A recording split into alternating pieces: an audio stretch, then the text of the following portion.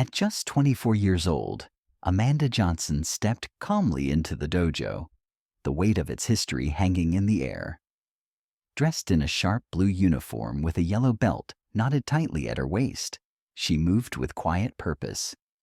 Her dark hair was pulled into a no-nonsense ponytail, and there was a certain grace in her every motion, deliberate, measured, and composed. The Martial Arts Academy stretched before her, a wide and open hall with gleaming wooden floors, mirrored panels reflecting years of discipline, and a scent in the air that whispered of legacy and time-honored tradition. Her entrance did not go unnoticed. A cluster of seasoned black belts turned their attention to her, their expressions tinged with doubt. One among them, Brad Hoffman, stepped forward with a smirk playing on his face. He jabbed a finger toward her and scoffed, "You've got the wrong place, lady. This isn't some aerobics class." Amanda didn't flinch.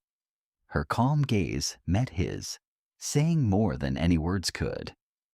The room was still, the late afternoon light streaming through tall windows, casting long shadows across the mat. She knew what was coming. They were about to test her, expecting her to crumble under pressure. But what they had just invited was far beyond their expectations. Great. As Amanda took her first steps onto the polished wooden floor, the room seemed to hold its breath. A dozen black belts lined the far end of the dojo, their expressions unreadable, arms folded like stone guardians.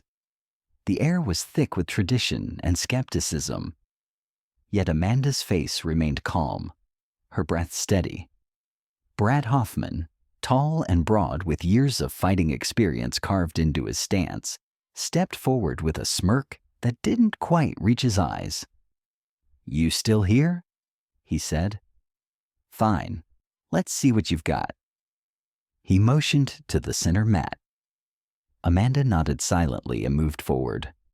Her steps were light, but grounded, a paradox that confused many who watched her.